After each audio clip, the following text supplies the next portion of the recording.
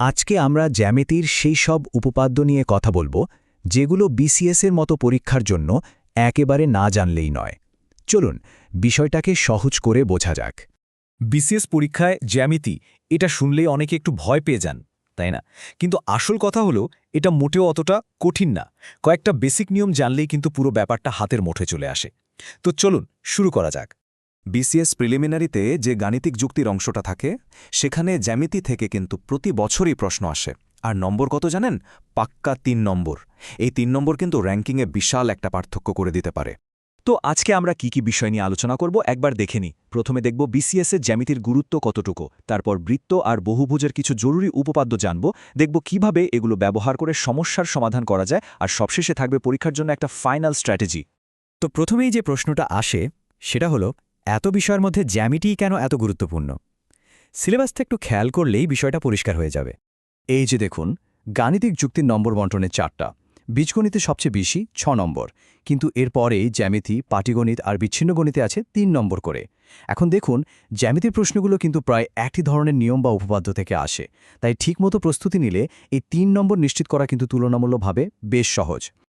আচ্ছা, এবার তাহলে আমরা মূল আলোচনায় চলে আসি আর শুরু করব বৃত্ত দিয়ে। বৃত্তের এমন কিছু মজার আর নির্দিষ্ট নিয়ম আছে যেগুলো থেকে পরীক্ষায় প্রায়ই প্রশ্ন আসে। এই নিয়মটা খুবই বেসিক কিন্তু মারাত্মক কাজের।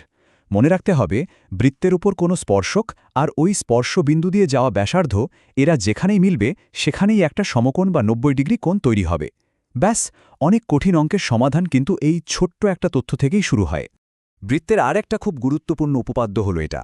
দেখুন, একই চাপের ওপর, মানে বৃত্তের একই অংশের ওপর কেন্দ্রে যে কোণটা তৈরি হয় সেটা পরিধির ওপর তৈরি হওয়া কোণের ঠিক ডাবল হয়। মানে পরিধির কোণটা 30 ডিগ্রি হলে কেন্দ্রের কোণটা হবে 60 ডিগ্রি। একদম সহজ হিসাব।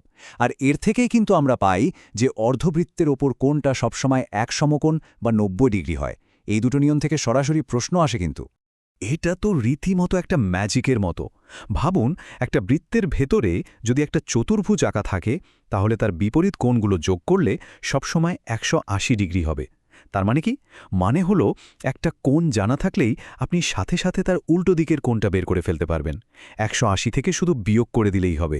কি দারুণ একটা শর্টকাট, তাই না? বেশ, বৃত্তের জগৎ থেকে বেরিয়ে এবার আমরা বহুভুজ আর ত্রিভুজের দিকে যাই। এগুলোরও কিছু মজার নিয়ম আছে।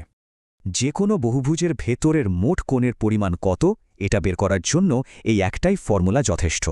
ত্রিভুজ হোক, চতুর্ভুজ হোক বা দশভুজই হোক, বাহুর সংখ্যা এর জায়গায় বসিয়ে দিলেই কেল্লাফতে।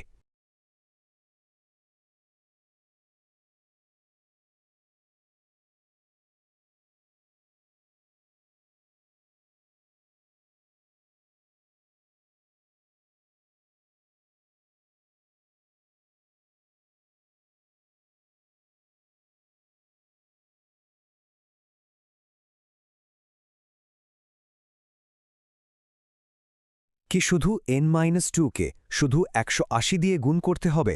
ব্যাস। এই টেবিলটা দেখুন, কি সুন্দর একটা প্যাটার্ন। ত্রিভুজের জন্য 180 ডিগ্রি, চতুর্ভুজের জন্য 360 ডিগ্রি, পঞ্চভুজের জন্য 540, মানে প্রতিটা বাহু বাড়ার সাথে সাথে মোট কোণের পরিমাণ 180 ডিগ্রি করে বাড়ছে। কিন্তু এখানে একটা মজার ব্যাপার আছে। বহুভুজের বাহু যতই হোক না কেন, তার বাইরের সব কোণ যোগ করলে কিন্তু সবসময় 360 ডিগ্রিই হবে। এটা একটা দারুণ তথ্য। আমরা তো ছোটবেলা থেকে পড়ে আসছি যে ত্রিভুজের 3 কোণের সমষ্টি 180 ডিগ্রি। এটা হলো ইউক্লিডীয় জ্যামিতি, যেটা আমরা সাধারণত ব্যবহার করি। কিন্তু জ্যামিতির আরও জগৎ আছে। যেমন গোলকের ওপর যদি একটা ত্রিভুজ আঁকা হয়, তাহলে তার কোণগুলোর যোগফল কিন্তু 180 ডিগ্রির বেশি হবে। আবার হাইপারবোলিক জ্যামিতিতে হয় 180 ডিগ্রির কম। ইন্টারেস্টিং, তাই না?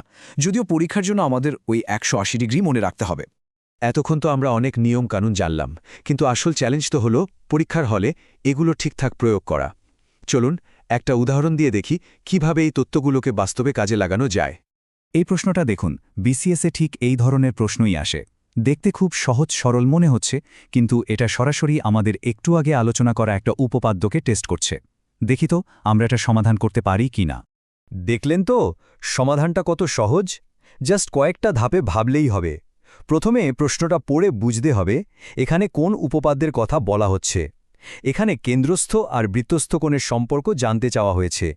এরপর নিয়মটা মনে করতে হবে, কেন্দ্রের কোণ পরিধির কোণের দ্বিগুণ, অর্থাৎ জ্যাঙ্গেল এওবি সমান 2 গুণ জ্যাঙ্গেল এসিবি। তাহলেই তো উত্তর বেরিয়ে গেল। সঠিক অপশন হলো 3 নম্বর।